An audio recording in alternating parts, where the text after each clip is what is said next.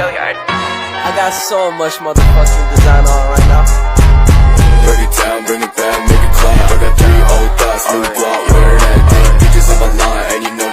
Assalamualaikum warahmatullahi wabarakatuh. Saya Khairul Putri Fajar Saulatu akan menjelaskan tentang materi fisika pada pertemuan yang pertama.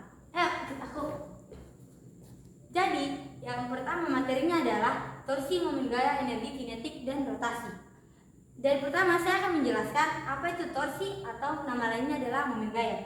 Momen gaya atau torsi, kalian bisa dilihat ini adalah simbol dari torsi atau momen gaya.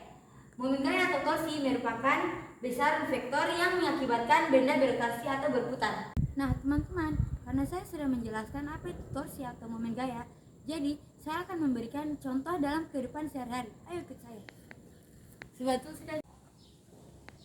Jadi contohnya adalah saat kita ingin membuka pintu. Ketika tangan kita berada pada engsel pintu, otomatis pintu tidak akan terbuka karena gaya yang dibutuhkan adalah 0.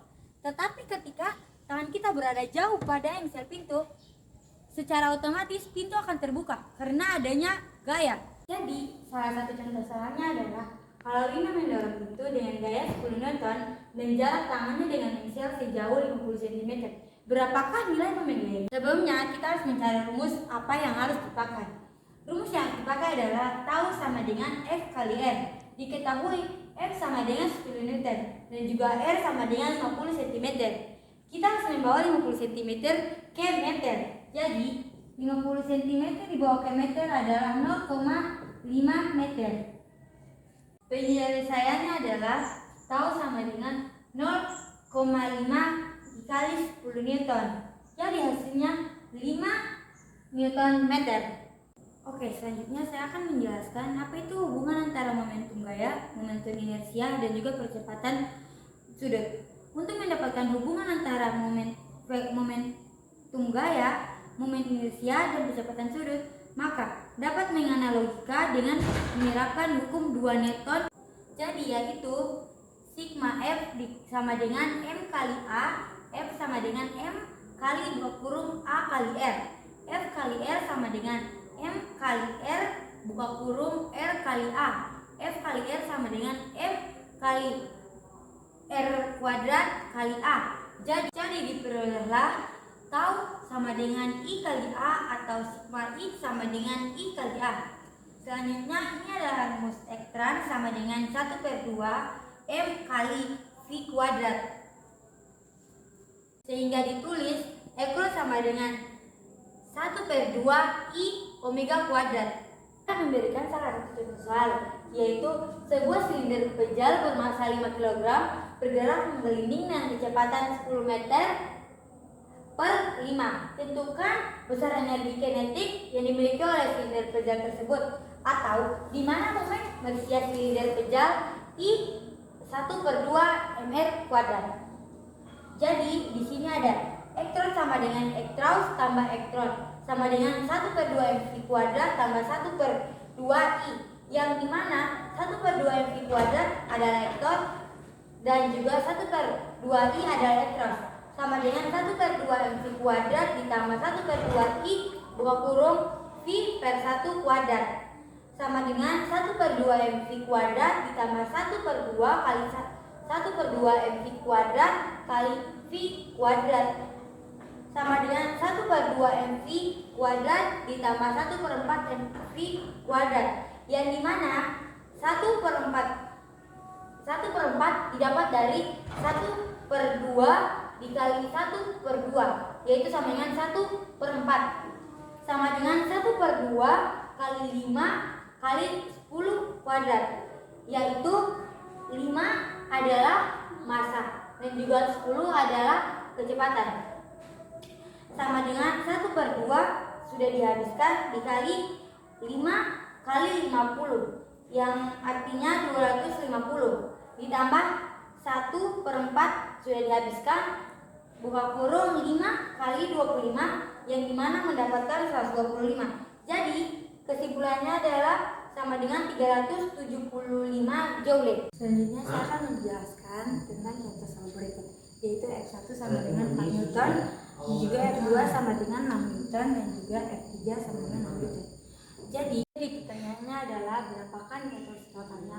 Jawabannya adalah tahu 1 sama dengan F kali R sama dengan 4 dikali 2. Duanya didapat dari mana? Yaitu jari-jarinya kan di sini. Jadi dia berpindah ke sini terus ke sini.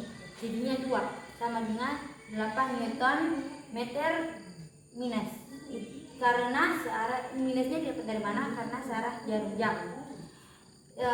Seterusnya tahu 2 sama dengan F kali R sama dengan 6 kali 1 sama dengan 6 Newton meter.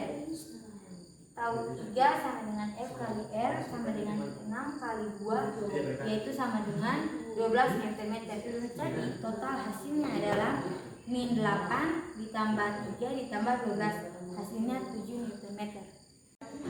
Jadi saya akan menjelaskan tentang hukum kekekalan momentum. Hukum kekekalan momentum linier menyatakan bahwa jika pada suatu sistem tidak ada resultan gaya yang bekerja atau singkitan F sama dengan 0, momentum linier sistem adalah